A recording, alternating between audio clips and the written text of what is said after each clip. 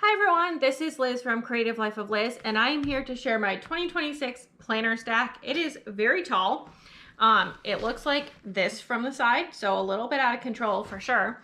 But I'm going to walk you through everything that I'm planning to use in 2026, what it's for, why I have it, all that good stuff. So we're going to start out with the boring one. This is a Mead College Ruled notebook, as you can probably tell from its cover because it says Mead College Ruled.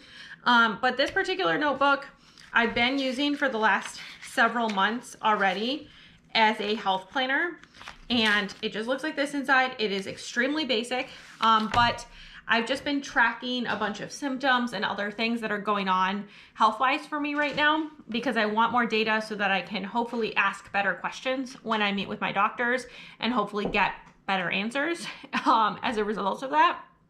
So my plan is to just continue in this one for at least the first part of 2026.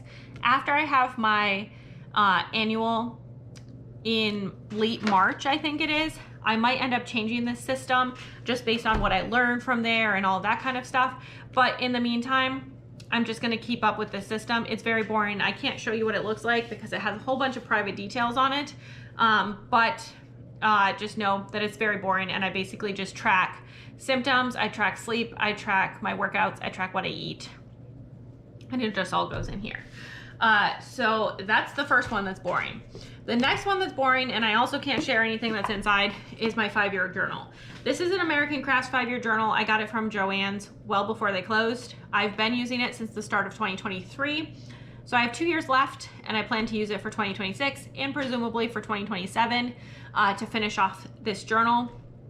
I can't show you what it looks like inside because, again, I don't know what private information I'm sharing on any given page, but it's just a few lines a day kind of situation, so I am going to try to keep that up for 2026.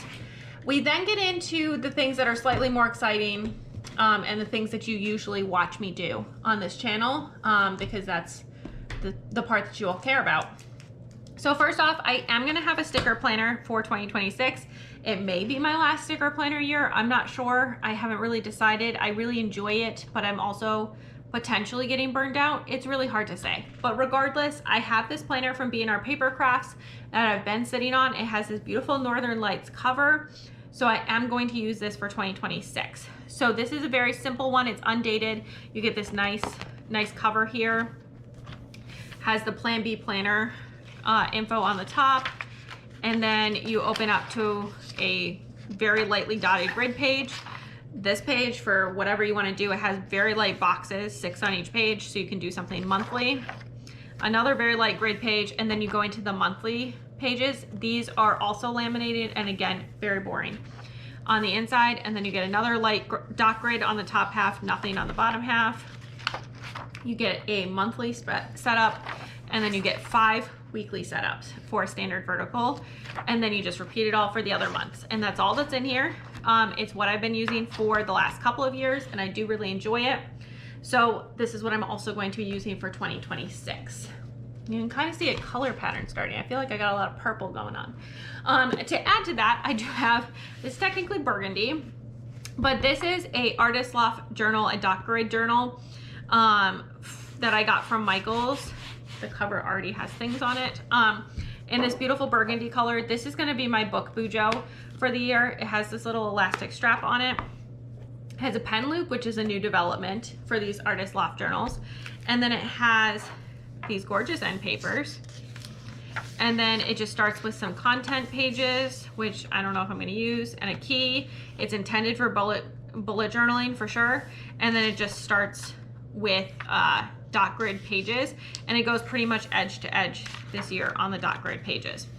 So the pages are numbered, which is a nice feature, and you end up with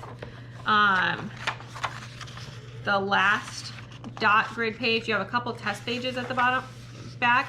So the last page that's numbered is 180, and then you have these couple of test pages here, and then you close out with a white page, and then your end papers, and you do get a pocket here at the back, an accordion pocket, which is pretty nice, and you do get 2 bookmarks. One is kind of the same color as the cover, and then this lighter mauve-y color. So definitely excited to be using this and getting this one set up for my book bujo. It's basically the new and improved upgraded version of this turquoise one that I've been using this year.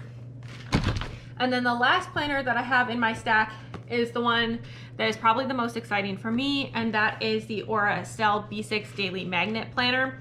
I have a whole separate video that's a walkthrough of this planner because I just got it and I'm very excited about it. But this is my daily planner, and this is what I'm going to put all of my daily details in, my to-do list, my schedules, things like that. I need to have literally everything written down or I will not remember it, and that is what this planner is for. This is the one that you will only ever see setups in because I can't share client details, which go in here in to-do lists and stuff like that once I actually am using it, but you will see setups in this one. So things that you can expect to see coming, certainly the yearly and January setups in this planner, as well as future setups for all the additional months for the rest of the year. In my book bujo, you will see yearly and January setups in here, and then again, monthly setups after that as well. You might also see some finished spreads going on in this planner because it is definitely something that I can share. And then the bread and butter of the planner community, my sticker planner, you will see a yearly setup for this one. I don't think I'm gonna do a monthly setup ahead of time because I usually use my monthly as a gratitude log or a daily highlights more accurately. So you likely won't see the January setup until February because I will do it as a retrospective. However, I do want to do the yearly setup for this, anything that I need to get done for that. And you'll see tons going on in that planner every single week for the entire year. And then in the two planners that you will not see again, at least until my 2027 planner stack, are these two. So those are the kind of boring ones there, but they're functional for me. So I did want to mention those are things going on in the background for me, even if you don't ever get to see them. So that's what's going on in my planner stack for 2026. It's a little excessive, but it does actually help me be a better, more functional human. So hopefully you enjoyed this. Please let me know down below what you're using for 2026. Like and subscribe because I really appreciate that as well. If you don't have anything that you want to leave me down below about your 2026 planner stack or my 2026 planner stack, leave me a pen emoji that feels appropriate for planning. And I would just love to say hi, see how you're doing, all that good stuff. And then follow me on Instagram and Blue Sky at Creative Life of Liz. You'll see in progress and finished spreads in most or all of these planners, as well, the ones that I talked through already, as well as bits and pieces of my life, what I'm reading, all that good stuff. And until next time, bye.